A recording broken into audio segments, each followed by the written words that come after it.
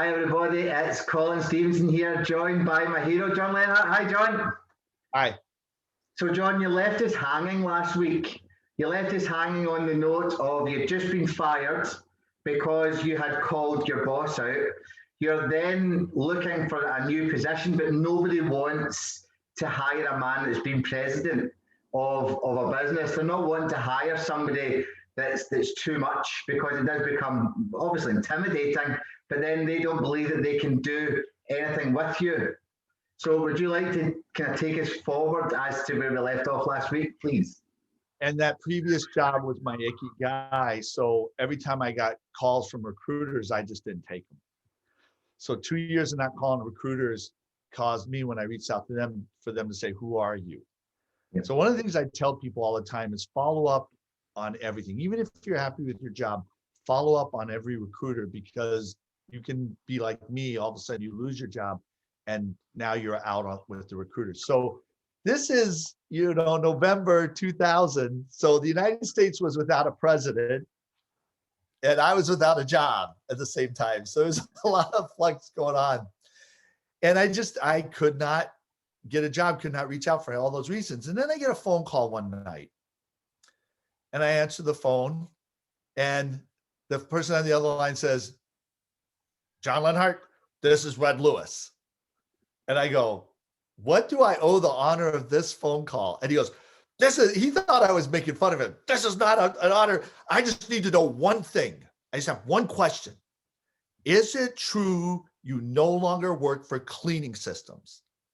And I go, yeah, that's true. And see, to him and to everybody else, it made no sense. It made no sense. Everybody knew I was the one who kept that company up. And for me to suddenly go, everybody's like, this makes no sense. So he had heard about it after a while. And then he calls me up and goes, is that true? Yes, it's true. He goes, I'd like to have a meeting. I'd like to get together and have lunch. And basically he wanted to meet, and he said this, he goes, I want to meet the guy who stopped me from wrecking that company.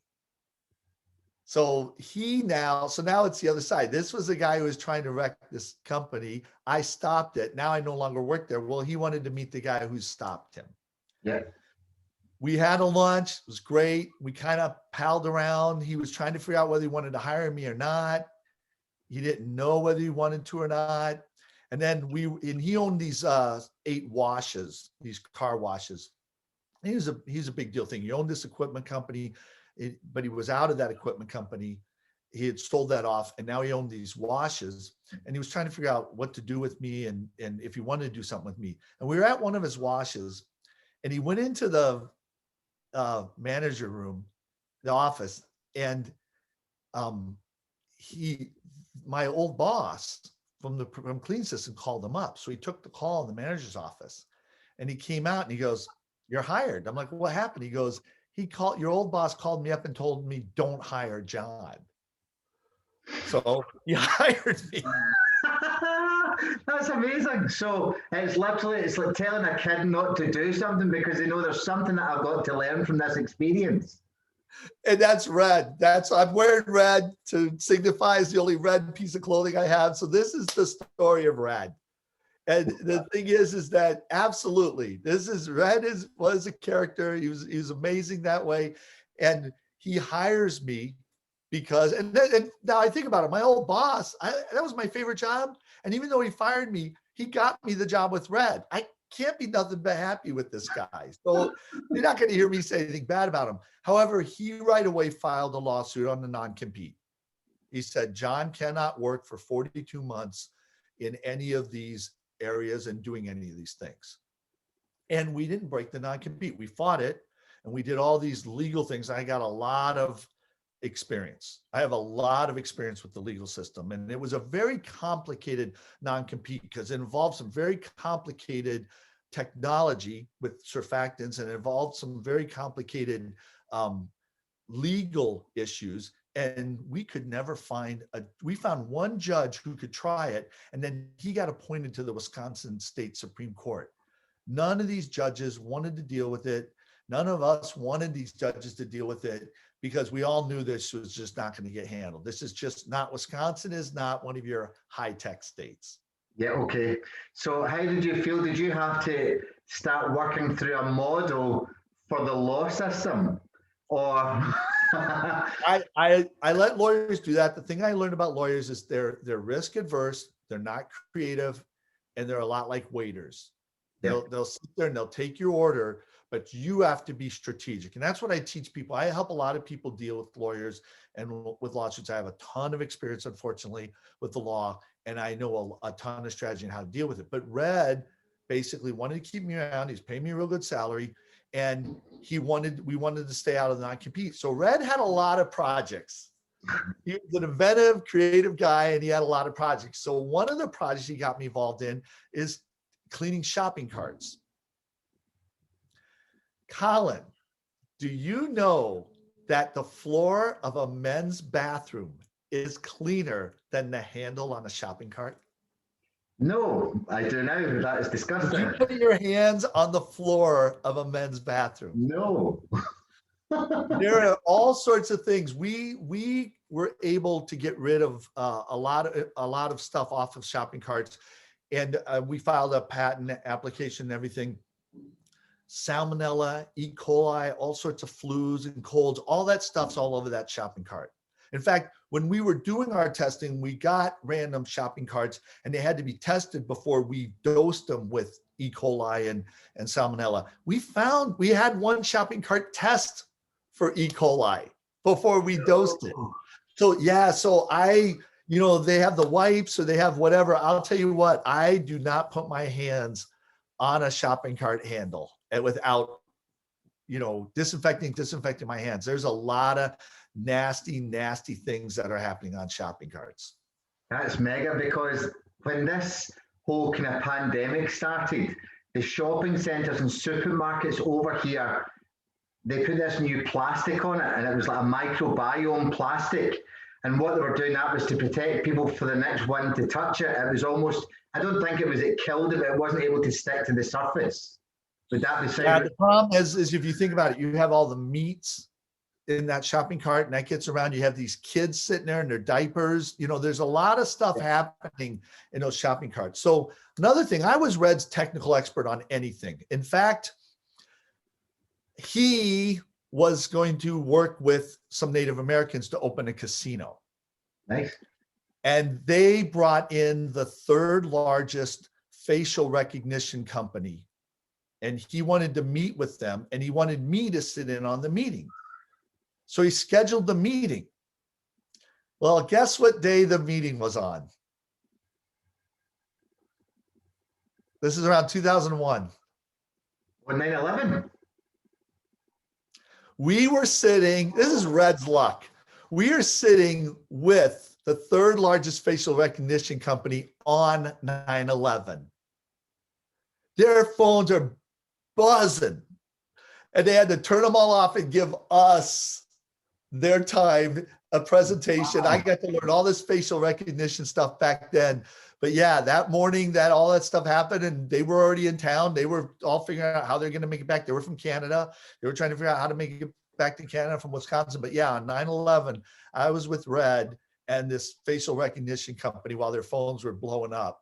Everybody's like, we should buy stock in that company. So those are the type of things. Red was having me be involved in all these technical things. So in terms of you got your facial recognition, and so are you part of this project for this casino? I was like a consultant for Red. I was getting brought in. He was really a real estate guy. What he did was he bought a piece of land when it was nothing. He threw a car wash on it just to pay for the mortgage. Then stuff builds around it. Then the land is worth millions. And now he's got all this money. So it's like the McDonald's strategy. McDonald's owns all this property. They throw McDonald's on it to deal with their mortgage, and then they franchise it. Red was a real estate genius. That's the thing about Red is he's a real estate genius. He got into car washing because that was one of his jobs and he was good at it, but that's how he did that. The guy who he got to build the touch-free wash was from New Zealand. That guy got his check and he went to build super yachts. So Red took me down to Fort Lauderdale for the yacht convention. I'll tell you what, Colin, I had the best time, the absolute best time. Two things I will tell you. Number one, these rich guys, I mean, these are these super boats. These rich guys are walking around with model gorgeous women, and the women look miserable because they know he's looking for the next model the whole time they're walking around. Yeah. The other thing is these captains. I went to this party that was thrown at this really nice place, one of the yachting magazines threw it. And what I found was all these captains. So if you look at these super yachts, they have a crew of like 15, 20 people. It's like being a CEO. When you're a captain of a super yacht, this billionaire hires you to run the crew, run everything, keep your mouth shut on what's going on. And you do that for like a year. And then you come back to this place and find your next ride.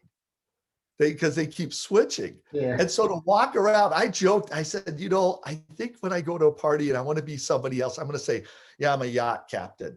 Because it is administrator, teacher, and all the stuff they do. But I got to meet some amazing people. I got into a whole Atlas Shrugged discussion at this one table. There's this woman who was this high-end real estate person from Miami, who was from like Yugoslavia.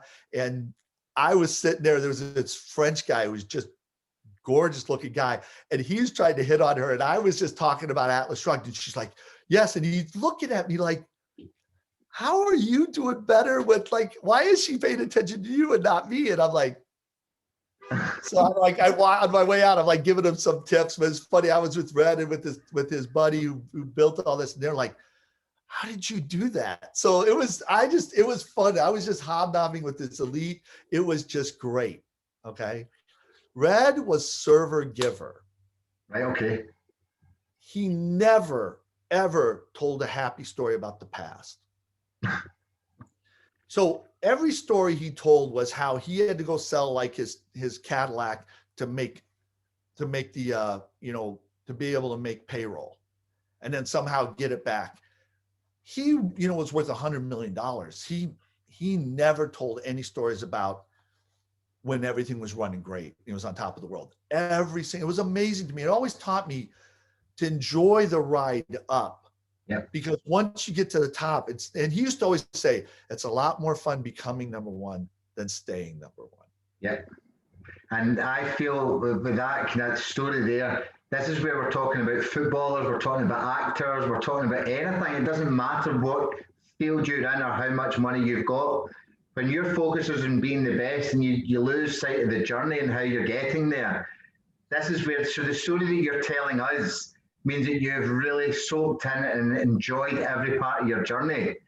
And then you've come to be, in my own belief, like the kind of greatest mind in the world that's able to help everybody and people, but you've taken in everything. Once people get to this stage and they get to this place where they're just top, they're going to crash at some point. So sorry. Right. And no, you're right. And part of the reason he hired me is he felt like I got the smartest guy. I want to do this journey again. And I want to enjoy it this time. I didn't enjoy it the first time. All this stuff happened and all the stuff he was reliving was the journey rather than being on top. So he was the type of guy, server giver. He just, no one could figure him out. I think, us knowing server giver, we could explain it because he was the type of guy, he'd go to a bar and he'd put his phone on the bar. And then he'd go talk and, server giver, you get involved in everybody's business. He'd go get involved in somebody's business. His phone would ring because everybody's always reaching out. Somebody goes, is there a Red in the place? And everybody's like, they point, everybody knew him, they point. The person would come over, hand him the phone. Red would go, what's your name? Hey, let me buy you a drink. Oh, yeah, what's it? Okay, goodbye. No, now I got a new friend. Now it's like he used the phone to make friends. He would sit there and give people a free wash on a cocktail napkin. So when I worked at his washes, these people would show up, and go, I have, like, you go to the cash register to pay and they go, I have this cocktail napkin for Brett. You catch me like, yeah, give me, yeah, okay. Like Red's giving away free washes on cocktail napkins and passing out. Everybody knew, oh, Red was out last night. When did you get this? Okay, yeah, Red was out last night. I mean, he was a character. He loved cars. He would buy cars and the cars would go up in value. He owned a DeLorean. Nice. I was allowed to drive his DeLorean. He'd let me drive. I would go pick up my son from elementary school in DeLorean. You can imagine what that was like for all those kids. It's like Back to the Future. It's like, everybody's, my son's like, your dad is Back to the Future? Your dad has a DeLorean? It's like, so I was driving a DeLorean around. I'll tell you what, if you want people to look at you, you can pick any car. I'll pick a DeLorean because everybody is looking at you when you're driving a DeLorean. Yeah. And they understand that obviously you're the doc. You're the scientist as well. So you weren't even Marty McFly, you were the doc that was driving something else. That suits you perfectly. Oh, it was great. It was great. So he's had me working his washes. Part of what I did was get all his washes tuned up, get them to be all better. And two of my favorite stories I like to tell about leadership come from working in the washes. So one of them is that I was at a wash working at it. It was a big, full serve car wash, all these employees and everything. And the manager all of a sudden looks at me and goes, Red's here. I'm like, where is he? He goes, oh, I can't see him, but he's here. Because Red would go drive around all the different sites. I'm like, how do you know? He goes, everybody just perked up and knows joke. 5 minutes later, he comes in with his cigar. Hey, and it's like, yep, you could just tell, like he showed up on the site. Another time, this manager saw Red show up. He took a cloth, a rag, and he went over in front of the front door and he threw it on the ground inside the front door. And then he sat back at the counter. Red walked in, looked down, and he goes, pick that up. And someone picked it up and he goes, he put a cigar and he turned away. I go, well, why did you do that for? He goes, Red's going to show up and look for something to fix. And if it's not something you can see, then he wants to look at the books. Yeah. And you don't want him fixing something in the books. If he wants something to fix, I'll give him something to fix.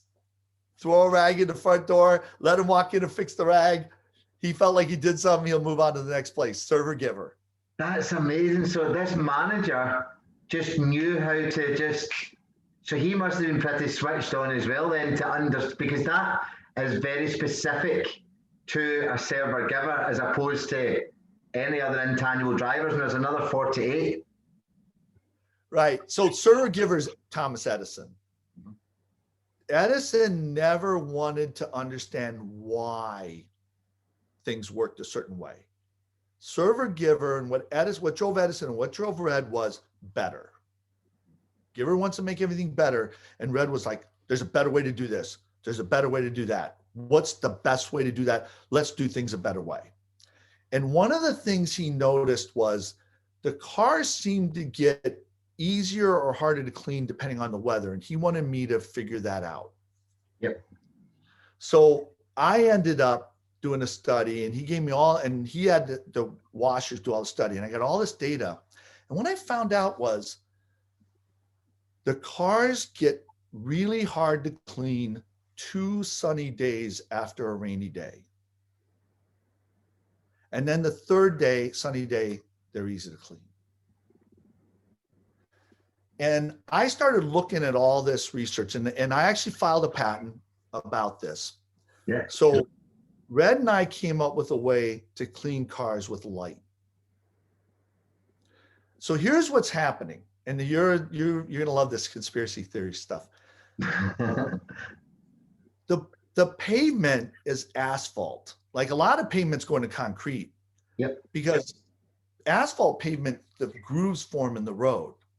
Asphalt is the oiliest substance in the world. When they go to a refinery and they separate out everything, what comes out the bottom, the thickest, heaviest thing that you can't distill is asphalt. Yep. That's what they give you. And that stuff is filled with a lot of oily junk. They mix that with rocks and a surfactant and they make a road. The cars kick out exhaust that exhaust solubilizes the asphalt and loosens it. Rain, when it rains, That'll go the into it. moment it starts raining, the most dangerous time to drive is when it begins raining. Because as soon as a little water gets on the road, oil doesn't like water, the oil moves up. So the oil comes out of the road. And that's why all these accidents happen. It just started raining. I don't understand it. The roads get slick because the oil comes out of the road. You're driving on oil now and you're going to crash. Well, that oil gets kicked up onto the cars. Yep.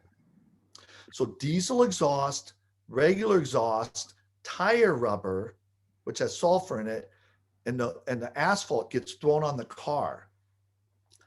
And that stuff is what's called a PAH, a polyaromatic hydrocarbon. And if you get sulfur, nitrogen, or oxygen, but sulfur is a big one from the tire rubber and everything, when the sun hits it, it cross-links. Okay. So when the sun hits it, it gets harder to clean. Then the second day the sun hits it, if it rains, it's easy to clean that day because the rain acts like a solvent. And then when it stops raining, it goes back to where it was. The second sunny day, everything's super cross-linked. The third sunny day, other bonds get broken by light. So remember what I did with Ray in college with the spectroscopic techniques, those CSI type of techniques. That was all the stuff. I now was using all that to go. There's bonds that get formed by the sun, and then there's bonds that get broken. And that's why the third day, everything gets clean. PAHs are the only organic molecule that is flat as a quarter. All organics are crinkly. Okay. So you have something that's oily. Your skin is one lipid layer thick. So an oily molecule by itself is like iron. A bunch of them flow like oil. Your skin is oily, but it's at that level, it's iron, but it's oily. A PAH on your skin will go right through your skin. Okay. A PAH, like a quarter, will sit in a DNA strand and throw it off. And it causes cancer. Right, okay.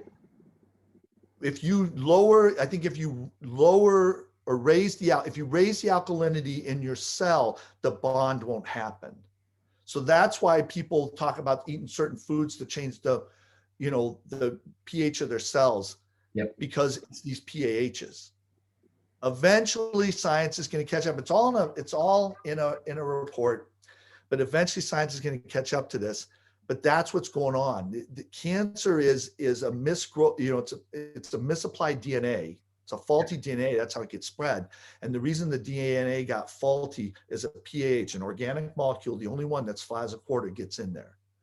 So all of this, professional car washing, I believe, was the best way, because all this driveway washing and all this stuff was getting thrown on all the cars. Everything should have been cleaned with light. So that's what I was doing with Red, is I was working on that, waiting for my non-competes to expire. So just as you're talking about that, there's so many triggers going off in my head now. It's unbelievable, because first of all, I go through phases of drinking. When I feel bodily down, I'll drink bicarbonate of soda. And I'll do that because it's the most alkaline substance you can put into your body to naturally put out your pH. Secondly, what you're talking about these molecules coming in, these flat ones that are coming in to change the DNA.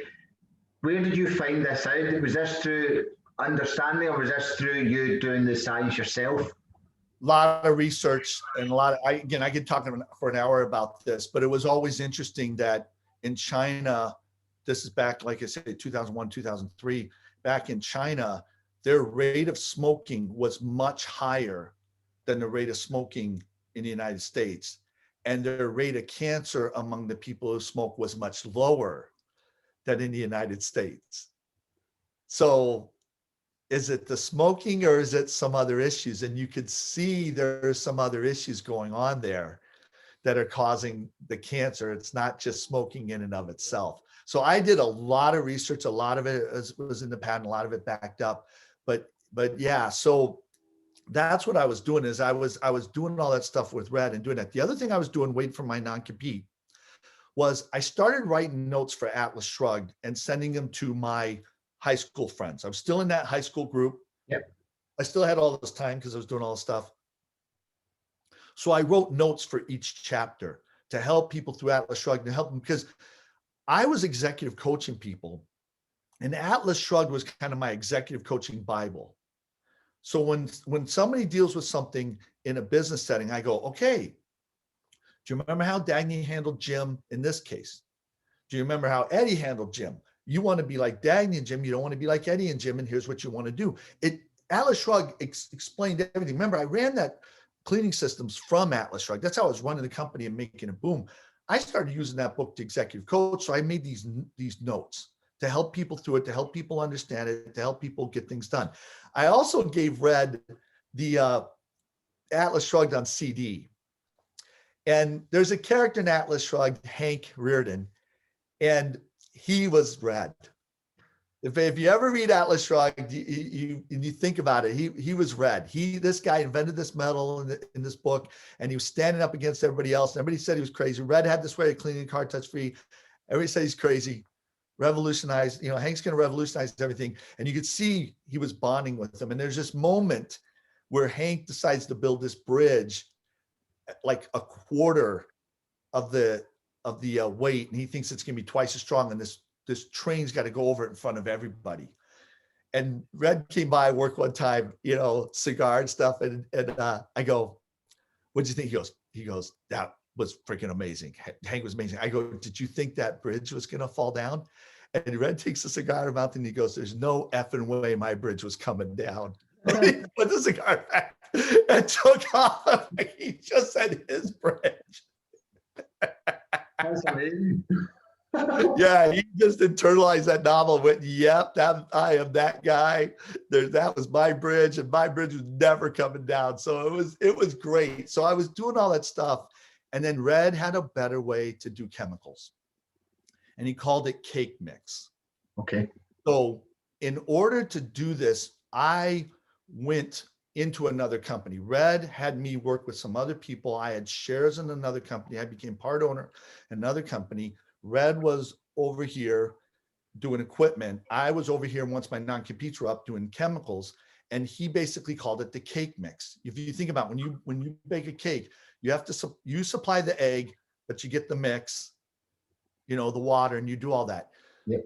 He wanted to ship everybody the raw materials because most of that product is water, and they provide the water on site. So you could ship all this stuff, because shipping was a big part of what I was dealing with in cleaning systems. You ship all the stuff, and the distributors would make it, and they could make a lot more money. Yeah. So that was the business that Red wanted to do. And that's what when my non-competes were up, that's what we started doing. So this is another 2 years down the line again. Well, so yeah. So the thing is that I ended up getting 3 patents with him on the cake mix and the equipment. So the patents I have are with Red Lewis. And while we were working on all that, I started outlining the model for God's plan. Right. And I started outlining the model for the mind and the brain. So when I started doing that, I started being able to help people. And I started being able to help people that were depressed, people that had anxiety, people that had all these different issues, just like I was doing with those distributors. But now I'm helping people that have addictions, that are having rage issues. I'm helping all these people while I'm doing this job. Can I just interrupt? Yeah. Sorry, I just want people to understand how clever and how special your brain has to be to do that, because you're not a natural compassion server. Your why and your how is not to serve. So for you to be able to do that and work that out, and I'm sorry for interrupting you there, but I need people to understand exactly what it's taken for you to get to this point. Right. And the reason why it was helping people, what I figured out was there's 3 questions all of us have to answer. And we can try to avoid answering them, but there are 3 questions we all naturally have to answer. And our unconscious wants to know our answer. And our avoidance in answering these is what was driving these people down. And the first question is, why am I here?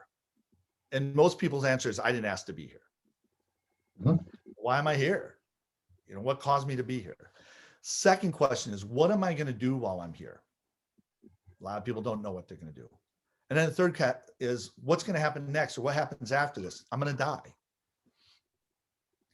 We all got to answer those three questions. And I started being able to help people answer those three questions, and it started helping them get better. And I thought, you know what? I need to write this down. I need to write this information down. I need to get it to people. And so I basically started writing a book. And the book was even if it was just a manuscript to hand out to people, it was to help people get over this, because so many people were getting healing that I wanted people to be able to have access to this. Now, where did you go in terms of the books and how you delivered it to these people? Because I know you were doing it automatically, and you were doing it and then you were taking notes on doing it. So that was your science experiment. Then you realized you were onto something, then you broke it down further, then you started putting it together into some sort of model. Then it's now where you want to start going forward, and then you had to distribute it. How did you go about that? That's going to be our next episode. Right, okay. So I want to finish this episode by saying, unfortunately, Red died in January of this year. And the memorial is in July, is this month. Right, okay, magic. And as much as it's sad times, there's a lot of good memories there, and it's everything's dependent on how we look at things, you know. So I imagine, and I believe that you would look at exactly what you've just spoken about in the amazing times, rather than what you believe to have lost in life. So it shows people you can have everything in the world, but we all come to the end of a road at some time, and it's what we do while we're doing it and how we do it that makes the most important of it. So thank you very much, and I look forward to speaking to you next episode, John. Take it easy.